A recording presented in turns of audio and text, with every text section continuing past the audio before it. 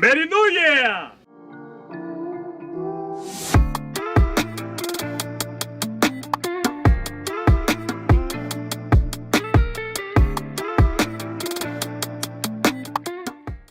...2024 has came and went in terms of combat sports. You know, obviously we're recording this still before the end of December, but in terms of fights, it's over for this year. And it's been a fun year. It's been a lot of good memories, a lot of weird ones, bad ones, seeing some fighters that we like lose and retire and stuff like that.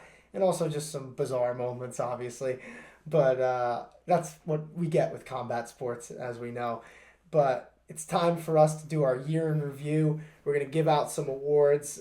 We could have done it like the Hurt Handbook Awards, but I figured, I'll get my picks, you'll get your picks, in the interest of giving more people credit, which, when we think about what we started this podcast for, it was about kind of giving more of an idea of what different fighters are like and different promotions are like for more casual fans too, along with the hardcore ones. So we got a bunch of stuff here to talk about, and hopefully you'll learn about a new fighter or something about what we're talking about will make you want to watch someone more. But let's start out with our first award, which is Breakout Fighter of the Year. And I'll go first for this one. And mine is actually not a UFC fighter. It's a PFL fighter, and that is Dakota Dacheva, my Breakout Star of the Year. And my reasoning for that is she's 4-0 in 2024, which obviously matters. That's a big deal no matter who you're fighting. And the last of those victories was an insane finish against Talia Santos. Nobody's beaten her like that in her career. And to see what Dacheva was able to do with those body shots, I mean, she's just a vicious striker. She wins the PFL flyweight title, the $1 million. And I would say right now she's probably the most popular fighter in the promotion. Maybe outside of Francis Ngannou, but in terms of homegrown talent, Dacheva, she's really broken out this year in PFL Europe, and now obviously getting her shot in the PFL playoffs and winning that $1 million with that win over Santos. I think she's a huge rising star in the sport. You already see a lot of people talking about her being one of the best flyweights in the world, and I do think you could argue right now, even with maybe the lack of strength of schedule, that she's already in that top 5, and a lot of people would love to see her fight some of these top 125ers in the UFC, but she's my pick, man, and I think that we're going to see a lot more from her in the next few years in the PFL and maybe even in the UFC at some point. So that's my pick. Who's your pick for the Breakout Star of the Year? Yeah, so I went with someone who also had 4 fights, 4 wins this year, and that is none other than Newman's Joaquin Buckley, taking out Vicente Luque, Nurzultan Ruzaboyev. I hope I said that at least relatively. Look, man, our battles with names has been well documented. We've literally made videos about it because of, with our spelling bees. Maybe the caption, like the closed caption that YouTube gives, maybe they did me a little bit of justice. But you should see when I edit sometimes, like the shorts on Premiere, what they think we're set. Ilya Taporia is a name that I never get right with the captions. It'll always be like Elio Toporio or Toptoro, like Conor McGregor called him. But yeah. Sorry, I'll let you continue. No, it's all good. Yeah, so Joaquin Buckley starts out with Vicente Luque, Nurzultan Rozabrov, who really, I guess it really wasn't that far from his Luque fight. Probably like a month after his Luque fight, he fought Ruzaboyev. Then he goes on to take on Wonderboy, Steven Wonderboy Thompson, gets the job done there, and then actually just had the last fight of 2024 for UFC against Colby Covington, in which he also TKO'd him. So 4 fights, 3 TKOs for Joaquin Buckley, who is now number 6 in the welterweight division. And it's just, a division we've both have found to be the most fascinating in UFC for a while now. And we say that obviously in one way, where there's these personalities, they're so interesting and stuff, but also at the same time, there's so many unique styles and stuff and talented fighters, especially at the top. And Joaquin Buckley is most definitely one of them now, who's now breaking his way into that upper echelon of the division. We talked about it as well, how how much he's rounded out his fighting style, rather than in which case he's still obviously TKOing guys, but he can hang on the ground now as well. He can hang throughout all 3 rounds, and uh, when we'll see him in a full 5 round fight, I guess is still yet to be seen. But I think the guy has just come a long way from a lot of people might have thought might have just been a flash in the pan with his spinning heel kick finish against Impa Kasanganay. If you can even call it that, because I mean that might not even be doing that justice. That's the Buckley as far as I'm concerned. That's still the right there. special. Easily the freaking greatest knockout MMA moment I've ever watched live, I think. So he's come a long way from that. He's all the way up now at number 6. It's gonna be interesting. He did have that call out after Covington. He said he was gonna give 3 names and he's gonna let the crowd react the loudest who they wanted to.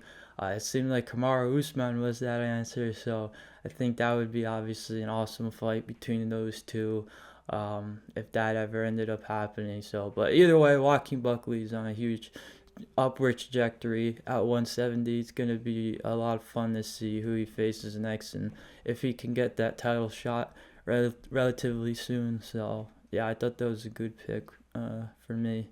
Well, we got those breakout stars of the year. Obviously, mine was Dakota Tacheva. Yours is Joaquin Buckley. And, we're talking about breakout stars, but let's talk about some fighters who aren't just stars breaking out this year, but literally fighters who actually burst onto the UFC scene starting in 2024. Yeah. So this is going to be our picks for UFC Rookie of the Year, and I'll let you start with this one. Yeah, so it's the Rookie of the Year. Me starting it off, I went with one of the fighting nerds, and John Silva, who also comes from Dana White's Contender Series. He had 3 fights this year, all finishes, all knockouts. The guy, this guy is definitely, I think, guy you're gonna see very active in 2025, and is just gonna hopefully keep ascending.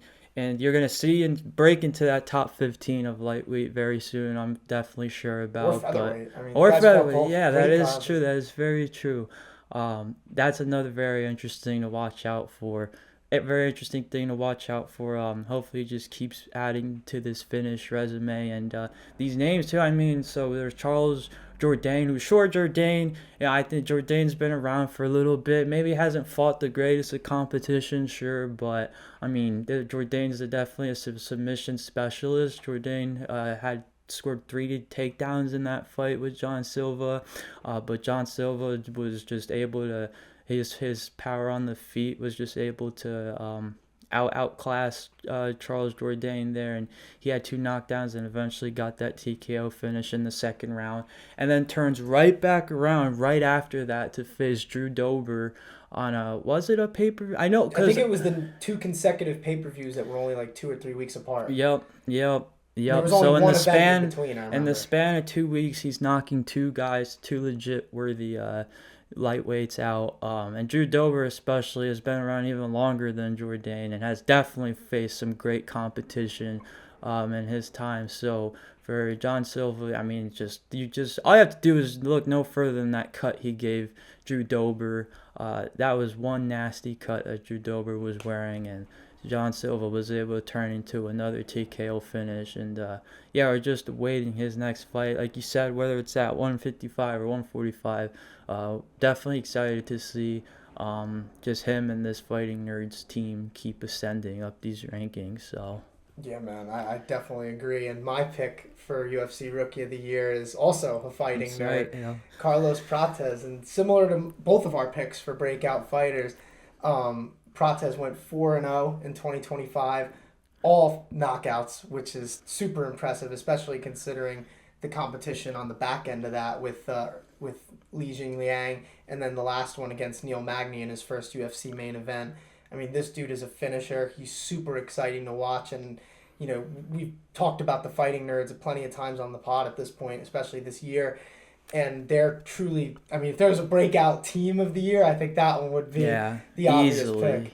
without a So doubt. I love the fact that we have a guy like Carlos Prates right now at welterweight. You know, like you said before, it's one of the more interesting ones or interesting divisions in the UFC, and Prates is definitely an exciting person to add to that fray, just because for a lot of reasons. I mean, for one, like I said, he's a finisher. He's had 4 knockouts in 2024, but also just his personality. I mean, this dude's smoking cigarettes after he wins fights and stuff. Like, this guy's a legend, and I'm definitely like super excited to see him continue because I think the dude's striking is truly elite, and he's so quick with his hands and his feet at 170, and I think that he can give a lot of people in the top 10 some problems, and I think we're going to see that in 2025, and I'm super excited to see Prates, Silva, and the Fighting Nerds just in general. But I think being 4-0 with 4 knockouts, and how do you get better than that? I mean, the other person that I'll say that I considered was Kayla Harrison, just because of her getting into the UFC and then immediately fighting top competition, getting near a title shot. But Yeah, I just can't overlook and 4-0 with having four to make knockouts. that bantamweight weight cut as Yeah. well. She's a gamer just for that. She wins the THH Gamer Award, whatever that means. But yeah, man, my pick is Carlos Prates. And THH Dog of the I like that. Year. I'm gonna. That's For that next wasn't year. that wasn't planned going in, but I'm gonna agree with you. Kayla Harrison is the THH Dog Dog. of the Year for 2024. Hell yeah, man, I agree. But I was talking about Carlos Prates and being a really good finisher, which is something that UFC fans will always value. And because of that, let's move on to finish of the year. And for that one, I'll let you go first again. Yeah, finish of the year, especially this year. I mean, gave us plenty, and at the same time, had like that weird void, obviously with the UFC introducing their new gloves, and all that. You saw kind of And now just they're that gone, parallel, too. and now they're gone, just like that. So definitely an interesting year for finishes, but the finishes we did get are ones that obviously, any sort of MMA fan, whether you're just starting out or you've been watching for however many years, yeah, there were some finishes that'll make your jaw drop easily.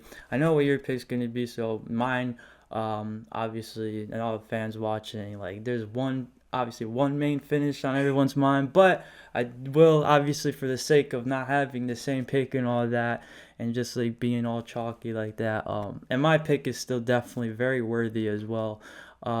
So that has to be Ilya Topuria taking out Alexander Volkanovski at UFC 298 back in February to become the featherweight champion.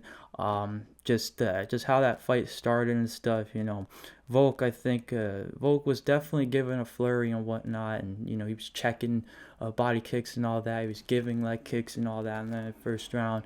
But I mean, Volk just seemed to not Volk. Topuria seemed to weather really any storm. That he didn't back down for really a second, standing across from Volk, and then just in that second round, just that overhand right is just one that'll keep replaying in my mind like over and over when I watch Ilya Topuria fight. To be honest, just absolutely his signature moment. On top, but he just keeps adding signature moments as well. Because But you could have picked the Holloway one for I this mean, one, too. I exactly, mean, yeah, yeah. And then right after that, he knocks out Max Holloway, the first one to ever do that. So that in itself, but just to become the champion, obviously, and then for who he's fighting, for who he's taking the belt from as well. Yeah, it just started. It just definitely marked the era of Topuria in a really like just assertive fashion where, if you weren't already too familiar with Ilya and you were just betting the house on Volk or whatever. Yeah, he definitely woke you up in a while hard also hitting putting a way. couple people to sleep Yes, while waking us yes, up. yes, exactly, dude. Yeah, that overhand right was one of the greatest things I've ever seen. So Yeah. definitely shout out to Ilya, and yeah, man, take Yeah, it away, there's been some baby. great finishes this year, like you said. I mean, we had a weird era where there wasn't really too many when the new gloves came about, but now it seems like we're back on the Yeah. train. And like initially, I was thinking maybe Xi Ming in China. That was a pretty crazy knockout, but like you said, there's just one knockout that It's just happened this year that you cannot overlook. And it made me happy that you didn't pick Topuria over Holloway, because that would have made this very yeah, awkward. exactly. It's funny how that ties into that, but It go does. ahead. Thank Yeah. God you didn't pick that, because that would have been a rough transition. Yeah. But Max Holloway over Justin Gaethje at UFC 300 was my pick for knockout of the year, or finish of the year, I should say. I think that was one of the best moments in sports in 2024. Oh yeah. With how Oh that yeah. looked. I mean, if you want to see what the UFC The is, world just stopped for a second, man. I was shaking when for Justin like a half Justin hour after Gaethje that. just fell face first onto the mat. Yeah, I mean, there's so many factors. Like, besides the fact that Max Holloway knocked out Gaethje at literally the final second of that fight on the biggest card of the year at UFC 300, but like the circumstances of it, going up in weight against a guy that not many people thought that Holloway was going to have much of a chance against because of his lightweight or moments in the past, against Dustin Poirier. It looked like he didn't really have that power, that strength. And that's really the big narrative that was coming in, that Holloway can't finish these guys at lightweight. Boy, did he prove everybody wrong with that one, knocking out Justin Gaethje and face planting him, like you said. I mean, I was shaking for, had to be a half hour, 45 minutes afterwards. Well, because literally, I remember the next fight, it was the Zhang Wei Li fight, and it had to be at least round 3 or 4 where I was still in my head just like, what the hell happened before? Like, did he really just do that? Like, that was crazy. And It's one of those it was one of those out of body experiences you get as a MMA fan or a boxing fan, of course, where you're so into it, you're so enthralled by what you're watching. When you see Max Holloway call for the center, just screaming at the top of his lungs at Justin Gaethje, and just you already just know, like, dude, the Just Gaethje, fan yeah, yes. exactly. You're like, Yes. oh my god, like, dude, it's like you're actually playing like the video game, So it's like as if you are controlling Max Holloway, and it's like, you're playing online or something, and you have your opponent beat pretty much, and you don't have to. You can just get the win on your record. But it's like, dude, we're playing, like I just said, it's like you're playing a video game. It's like we're playing a video game. I want the clip. I want the spectacular finish. That's exactly what Max Holloway too, right? Like, when I think of this moment, and I really think of just watching fights in general, you dream of finishes like that, but you're like, that's never gonna happen. And then so when you see something like what Max Holloway did to Gaethje, you're just like, and the oh my fact that God. they're just both, so it could have been like Max Holloway just teeing off on Justin, and then Justin just folds. But the fact that Justin was throwing back as much as he was too, because that was literally the only chance he had at winning that fight, was just like, dude, it's just, oh my God, just in that moment, it's like, this is unreal. It's like, how is this happening right now? And it's just the magic, the magic that MMA can ignite on a card like UFC 300, and you've got, two of the greatest of this generation going at it against each other, and just fireworks happen. I mean, literally just to have a moment that sticks out like that on such a big card is so impressive. And like I said, you watch as a fan for moments like that, but not expecting those moments. So like, even though that's all you're looking to see, when it does happen, you're still just in awe of it. And especially, like I said, the circumstances of it. People picking against Holloway, saying that he couldn't do that at lightweight, and then doing it not only at lightweight, but against one of the most dangerous fighters at that division in Justin Gaethje. Shout out to Max Holloway, man. Straight out of a movie. Yeah, definitely. But, there were a lot of great moments in 2024, and I think before we get into our final few awards for this year, let's reflect a little bit about our personal favorite parts of 2024, and I'll start just because I kind of was referring to one, but more so the general event. I just talked about Max Holloway beating Justin Gaethje, but UFC 300 as the entire card, it's very hard to live up to the hype. And if you remember with that card, everybody was kind of disappointed coming in that the main event was Alex Pereira versus Jamal Hill. But then when you get through that whole card, there were so many great moments. I mean, you had the Cody Garbrandt fight to start it off with Davison Figueiredo, bantamweight. I mean, Jim Miller got in there, man. Loved seeing that. oh my God, there's just too many. I almost want to go on Tapology and just read off every fight. But I mean, you go to the main card too. You just think of the fight that I just talked about, obviously. The co-main event, I mean, even though I was still shocked over Holloway Gaethje, the co-main event was a great fight between Zhang Weili and Yan Xiaonan.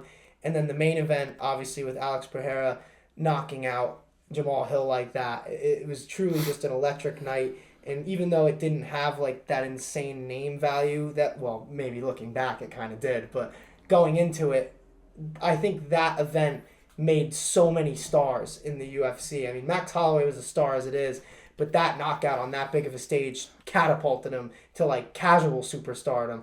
And then you have Zhang Weili putting on a performance like that took grit, strength, athleticism. I mean, now she's a bigger star because of that. And Alex Pereira, you could argue that that's the fight that truly turned him into the superstar that we see him as today. So that was just a great event.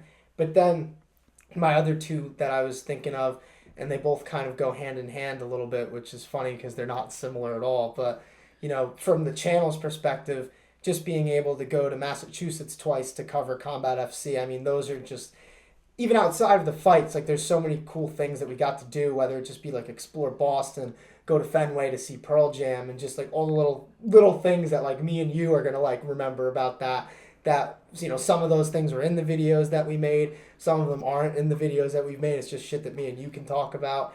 And then like just being grateful for like those two experiences, and for Combat FC for letting us cover them. And hopefully we'll be going back there for Combat FC 9 in February, to be determined, obviously.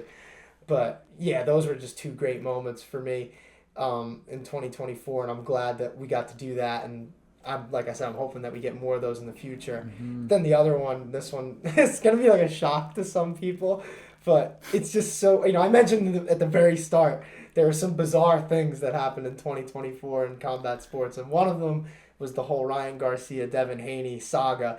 And I'm pretty sure that fight happened the first time we were in Boston. I remember I watched a lot of the stuff for it in a hotel room. So I don't know if it was when It happened while we were in Boston. Oh, you know what? I think this is why I'm getting confused. Because if you remember, before we went to Boston the first time, I went there for SPJ in college. Yeah. I think it was during that, Yeah. so that's probably why I'm getting it confused. But yeah, so I watched that in Boston, but not with you. So there was that. But like, to just talk about that whole saga a little bit. I mean, remember our conversations leading up to that fight? Like, has this guy lost it in Ryan Garcia? And then he fights Devin Haney, who at that point obviously had not even lost, and I guess technically now, because it's a no contest, still hasn't lost. But Ryan Garcia whooped him in that fight, and you can't get rid of that for people. I just think that was a great performance and an insane build-up that I can't remember seeing anything quite like that. So for Ryan Garcia to have that type of build, to go in there and do that to Devin Haney, regardless of whatever may have happened after that or even before that was just a crazy moment for me. And I'll always remember that, and that'll just be an interesting moment in boxing history, I think, for the rest of our lives, that we look back on and just be like, what the hell was that? But at the same time being like, damn, Ryan Garcia is pretty damn good at boxing. And he proved it in that fight against a guy in Devin Haney, who's also one of the best of this generation. So, yeah, those are my picks. UFC 300, Garcia versus Haney, and then our excursions in Boston for the Hurt Handbook. But what are your picks for your favorite moments of the year? Yeah, there was definitely plenty of great moments to pick from for the channel this year. I had a lot of fun and stuff as well. And these first two picks for me are still fairly recent, but I think still go to show that kind of the trajectory that we're on, and just more of like what's to come, pretty much, when it comes to us connecting with fighters and stuff, and displaying more of the human side and whatnot of the fighters that we talk about and stuff, and just cool stories and whatnot, and things you might have thought you never got to know about maybe one of your favorite fighters, but we can be that vessel to help you know that a little bit more. So first would be the Dennis Bermudez, him holding a seminar on that very same day that I interviewed him on the night of what was Stipe and John, UFC 309, 9. 309. So Yeah, November. Yeah. yeah, that was the night of that. So he held a seminar at our gym, UC gym in Riverdale, and Shout out Cash Money Team. that's right. Shout out Cash Money Team, Shane, all those boys and girls The there. first ever documentary we made for this channel was with Shane. So always grateful for that. That's right.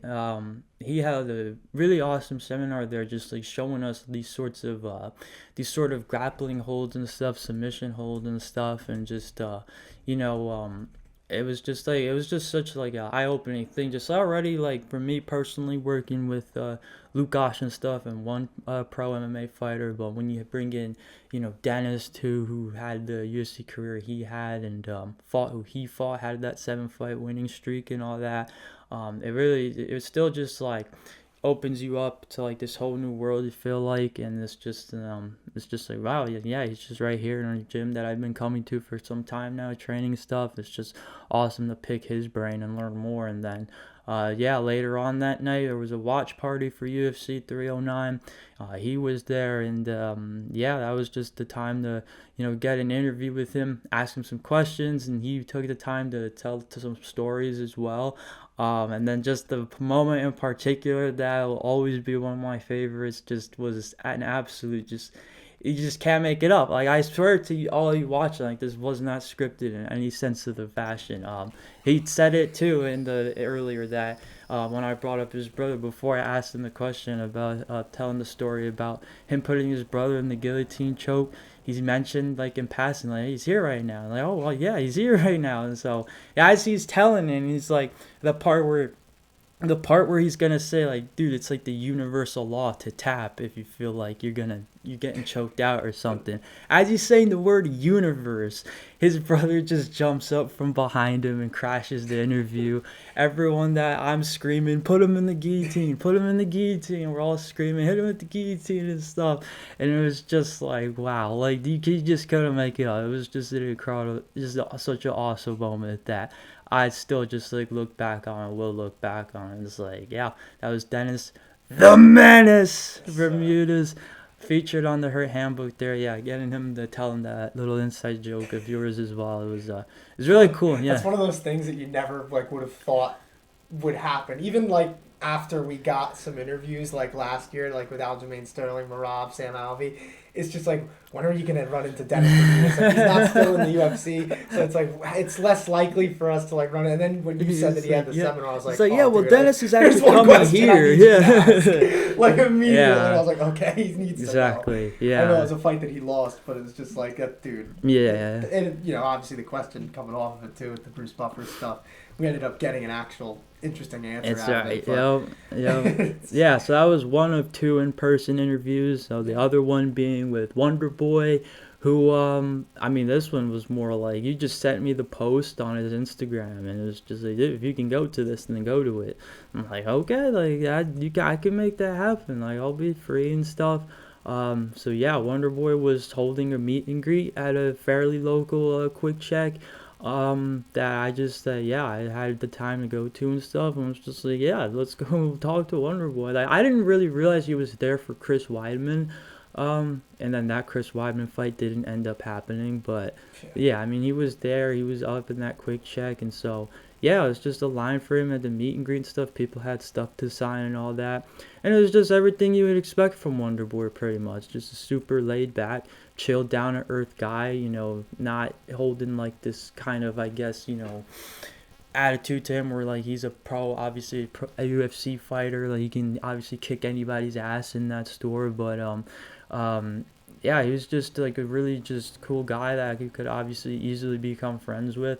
And so just like, yeah, I was unfortunate. I guess I came a little later. There was a little bit of a line, but his team was definitely saying like, hey, we got to start speeding things up and stuff. So I did have maybe two more things to want to talk to him about and question, but I still am like really happy with what I got to ask him and stuff, and just pick his brain a little bit and just learn from him, and asking him about the current welterweight title picture and stuff, how soon he sees himself maybe getting back into that upper echelon, that frame of maybe getting title shot,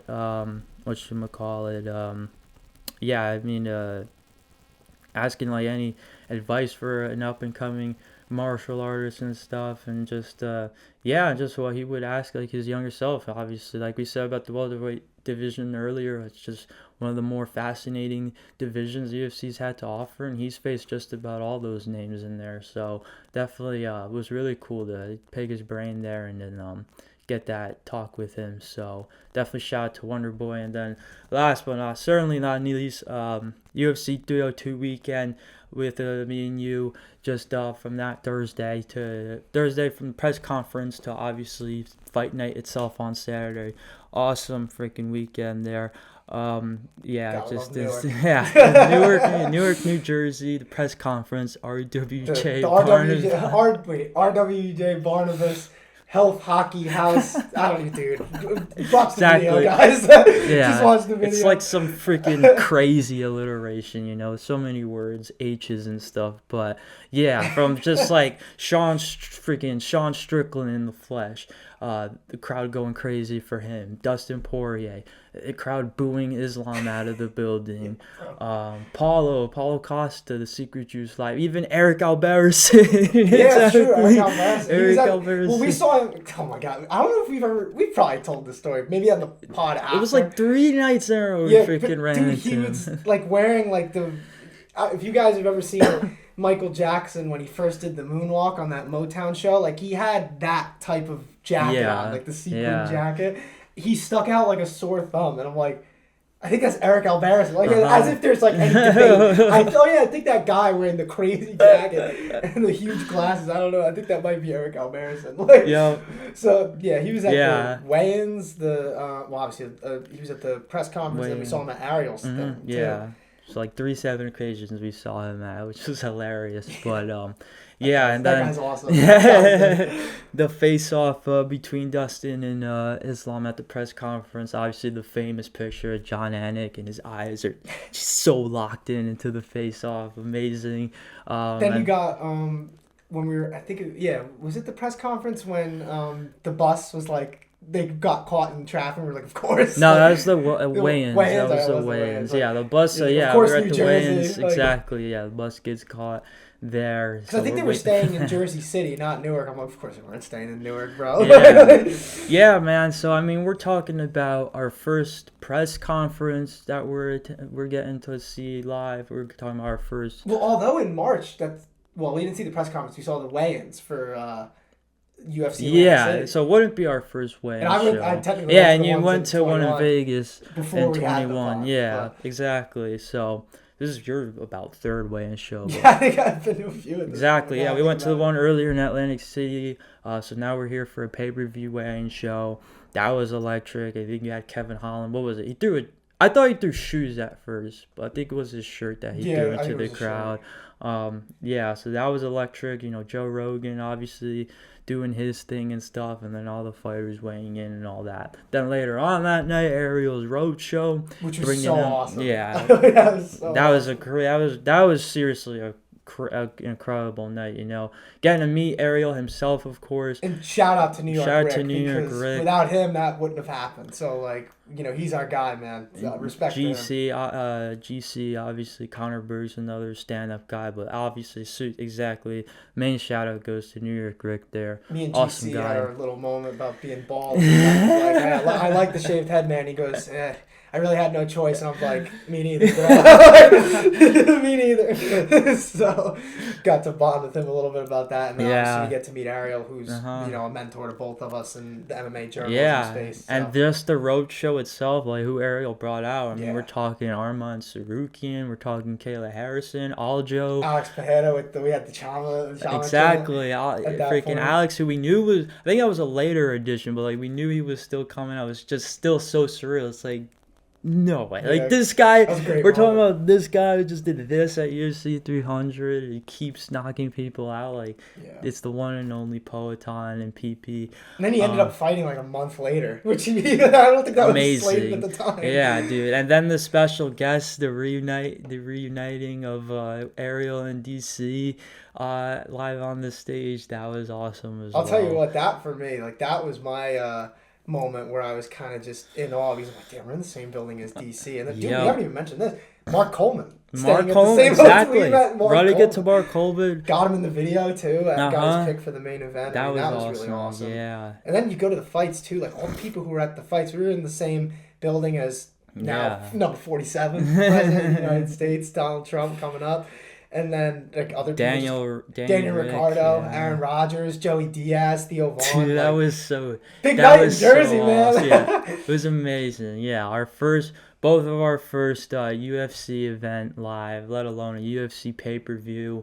Number one pound for pound, Islam Makshev's defending the lightweight title against Dustin, and that's a fight we will circle back to later on in this video. But yeah, let's just sum that up real quick. Like, just a magical night, and just an awesome weekend in general. And probably the most fun anyone has ever had over a weekend. Exactly. In Newark, New Jersey. Yeah. Exactly. You know? When I saw that UFC 302 was announced for Newark, like you had just graduated.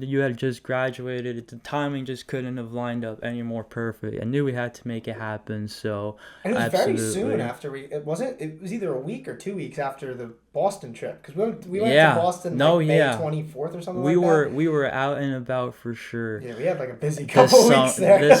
This spring/summer. So and then of course our vlog, 45-minute vlog, our highest viewed video by far. Yeah, and just thank you all for that, of course. And there you go. That's my 3 moments right there. Dennis Bermuda's interview, meeting Wonder Boy, and then UFC 302 weekend. Yeah, and it's good that we ended with UFC 302 because the next award that we're going to talk about, Fight of the Year, we'll get to the last one, which is obviously Fighter of the Year, but first we got to get Fight of the Year out of the way. And we had some fun fights, man, but to get into yours first, because I think it's an easier transition, what was your pick for Fight of the Year? Yeah, it's such an easy transition, because it's obviously Mike Tyson versus Jake Paul. All right, guys, it's been a great year. We'll see y'all next year, 2025. Tiz will no longer be on the podcast. It's just going to be me. And, cut, and I just go out the frame. Don't listen to this guy. We're done. Sorry, it's over. Bye. Bye, guys. See y'all next year. I knew I was gonna say that. I knew I was gonna make, no matter how the transition went, I was like, Jake Paul, Mike Tyson. That's what I'm saying. First things first.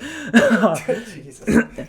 Absolutely not. Let's get back on track. Let's hope everybody didn't just click off the video. Please. Absolutely not. I promise we know what we're talking about, and these picks mean a lot to us. Actual fight of the year for me, myself. Then like the actual easy transition from UFC 302 would be the main event for me personally between Islam Makhachev and Dustin Poirier for the undisputed lightweight title in Newark, New Jersey's Prudential Center. That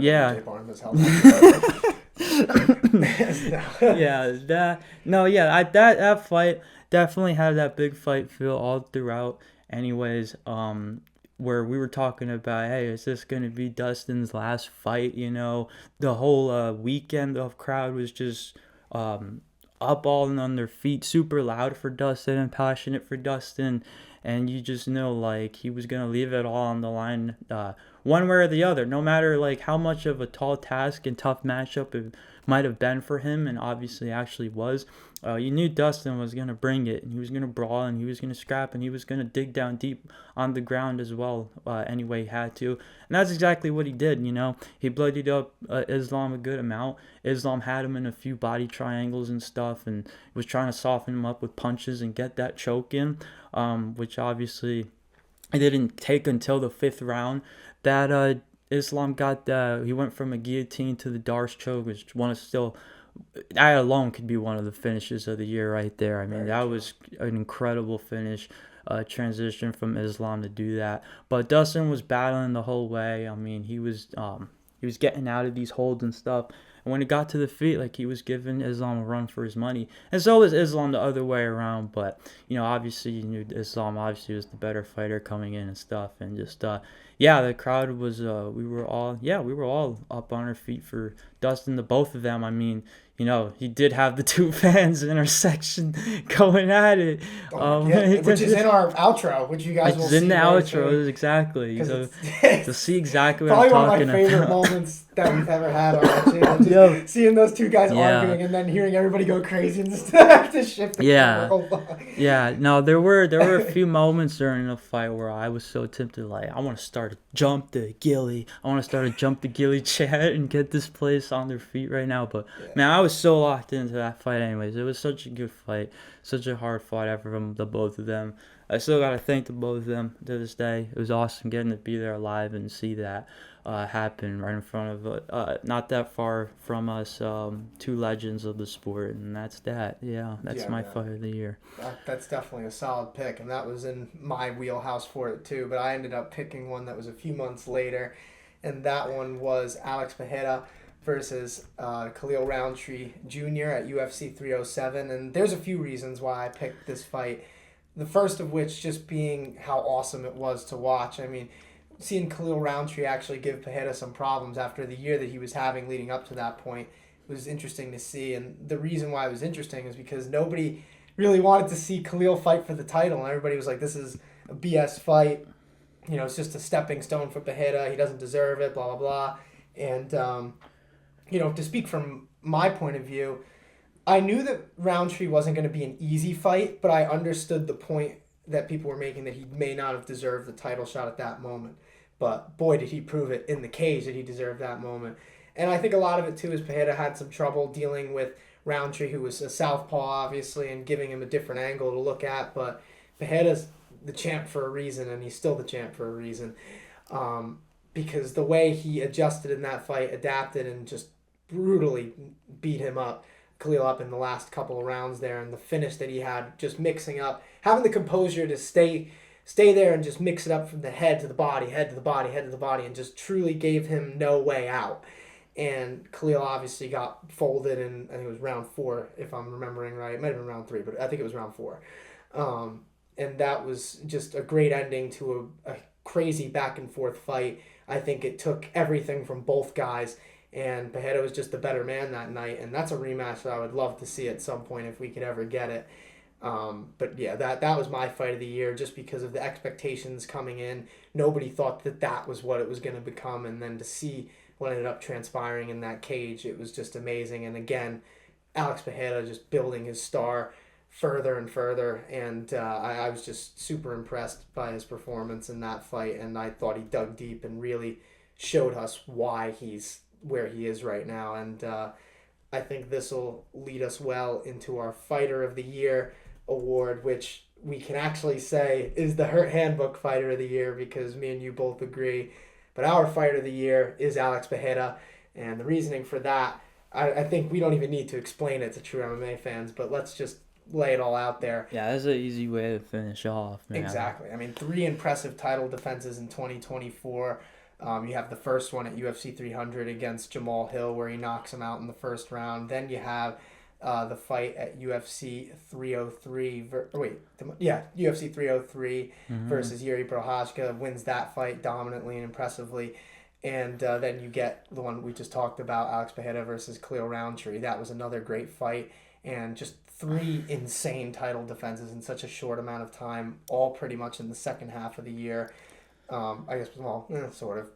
Second few quarters. Maybe I shouldn't have said second half because April's like early in the year, but you know what I mean. He did it in like a short amount of time. I mean, especially those last couple. But he had a busy year, man, and I think that seeing him get those 3 title defenses against all insane fighters and then finishing them all in the way that he did, and also you think about when he was doing it because UFC 300, it needed that main event, and we didn't really have one. And then Alex Pereira versus Jamal Hill gets made, and then he wins that fight super impressively, becomes a superstar, winning the fight like that at such a big stage. Then UFC 303, he took that fight, I think, on like a few weeks' notice, like 2 or 3 weeks, and he wins that fight against Yuri dominantly. And then UFC 307 obviously takes that challenge against Khalil Roundtree, which some people thought coming in he didn't even really need to take that fight. But he does. He takes that risk. It becomes a great fight. He wins. And I just think each of those wins made him into a bigger superstar. And he's become such a big name in the company, too, because he's stepped up at the times when the UFC's needed him the most. And he's a guy who doesn't really talk too much. And obviously, like, it's crazy to think about that because he's such a huge star, but he's not like this big shit talker, and it's because the fights speak for themselves, and he's so exciting in the cage, and that's why he's fighter of the year for me. I would imagine your reasoning is basically the same. Oh yeah, I was gonna add on too to. I mean, he doesn't even speak English, and Yeah. that's just how polarizing of a fighter he is. But you see the personality as well. Anyways, I think the UFC does a pretty good job of portraying him, obviously, as that top guy. I mean, you see it with all the main events he steps in and takes and stuff for some of the biggest cards that the UFC has to offer. So. Yeah, just for him to, yeah, I mean, just everything about this guy just screams superstar. And it's really cool to see that, I guess, culminate and just like into this peak form that we saw this year with him. Like, just him coming in when he was signed that unit, when he signed that UFC contract and you knew he was the guy that, obviously beat Israel Adesanya in kickboxing. I don't know how many people actually thought that he was going to be the guy to actually have Israel Adesanya's number. And then not only does he just, it's not like he just dominated, but it's like we got actually an epic rivalry between them where Izzy was able to get a finish over him as well. But in a weight class that wasn't even his natural weight class, as we now realize. Yep, him going up to light heavyweight at the end of 23. So there you go. I mean, he's now won his second title. For a second weight class, and he's just cleaning out that light heavyweight division. He's on a John Jones type of run, and hopefully that fight between those two is something that the future has to offer, maybe even as soon as 25. We'll see, but yeah, I mean, this pick there couldn't have come any easier. I mean, you saw Alex Pereira everywhere. Everybody knows his name. Even we got to see him live in person. The dude is just, as the as the kids say, I don't use this word very often, but the aura, aura. Don't bring it up his aura, bro. That's crazy. You know what's funny? You mentioned that though. I wonder what people in other sports think about him because I was watching this thing. I forget if it was on the UFC channel or the F1 channel, but people know I'm a Formula One fan if they've been watching for a bit, and they had Alex Pereira and Alexa Grasso with the steak sponsors. With Valtteri Bottas and Joe Guanyu, who raced last year for Sauber F1 team, whose main sponsor is steak. So they did this video in the UFC PI where they just basically did a bunch of physical challenges to see I guess who's the better athletes out of the two. And the whole time, Pereira just kept saying, Shama. And I was saying to myself, I wonder what Valtteri Bottas and Joe Guanyu were thinking when he was just saying that the whole time. They were I wonder if they were is this kind of is he normal? No, he's not normal. Is he special? I should have said that. Yeah, but you wonder what they're thinking. Probably not even being huge UFC fans, just hearing him say this word that I'm sure they've never heard before, over and over and over again. And I wonder if they were I guess this is big in that world. Yeah. Yeah, so I think his aura does transcend because they looked a little nervous around that guy. Yo. That's for sure. Granted, Alex Pereira is this big dude, and all these F1 drivers are our size. But dude, that was a bit of a tangent, but I just wanted to get into that because I thought it was funny, and you kind of set me up perfectly for it talking about Alex's aura. So. But yeah, man, I mean, what a year it's been. What a year. And, I hope you guys enjoyed all of those awards. Let us know in the comments what you guys think of our picks for each award, stuff that we've talked about for the channel. Just speaking from my end, and I'll let you obviously say your piece too. But, it's been a fun year in 2024. Obviously we've taken THH on the road, which we hadn't done before this year. We went to Atlantic City, Massachusetts twice, technically New Hampshire and Connecticut as well, because you think about the bus rides and stuff, and also just the first time we were so close to New Hampshire. Mm-hmm. But and then obviously also the great Newark, New Jersey, and the RW Big Barn and the South Hockey House. But yeah, I mean, in all seriousness though, 2024, we've traveled for the pod. We've started some new series and stuff like that. We've made some interesting relationships with fighters and promoters alike. And it's been super fun, and obviously we had a little bit of a break before the last pod that we did, but let's hope 2025 is just going to be crazier and even better, and I'm sure it will be with the work that we're planning on putting in, the ideas that we've been talking about. So it's it's been a great 2024. A lot of fun fights, a lot of fun memories. So thank you guys for those who've stuck with us throughout this whole year, who've just joined us this year. We promise that the best is yet to come, that's for sure. So thank you guys so much, honestly. And I'll let you kind of say your piece, about your thoughts on the whole year and Yeah, stuff like man. Exactly. In total agreement with you. Like, feels like just yesterday, like we got we were waiting on the Combat FC to get back to us and see if we could actually, get this like press conference access, for instance, and the tickets and stuff, and see if we would actually be invited out, and just like nervous anticipation for that. And it seems like just yesterday we did get that response. We were just like, dude, this is a big opportunity for us, And I'd say like this year, in terms of like really getting out and stuff, and getting more vlog content stuff, like really started with the Atlantic City trip, in which we only went to weigh-ins for, but just like that, even like going to AC and who would have thought we would have had so many cool vlogs and stuff by the end of the year? The year just really took off from there, I would say. And yeah, man, I think this year definitely feel like it is fair to say exceeded expectations, but at the same time, like, this whole thing has exceeded my expectations. I mean, we've had our big plans from the start. But the fact that we've done it this soon, I think at the same time, like, it's all stuff that we've been meant to do, we were always meant to do, and just it's setting us up for bigger and better and even better things as well. So this year was a lot of fun. We hit 300 subscribers.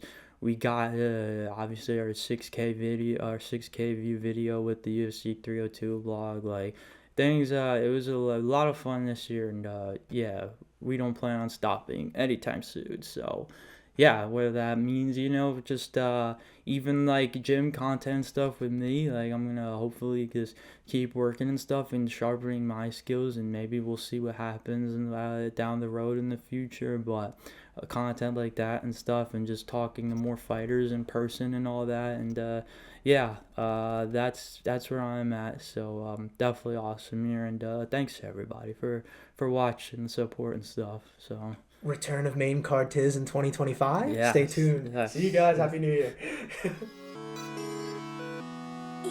Yes. Hey, locker.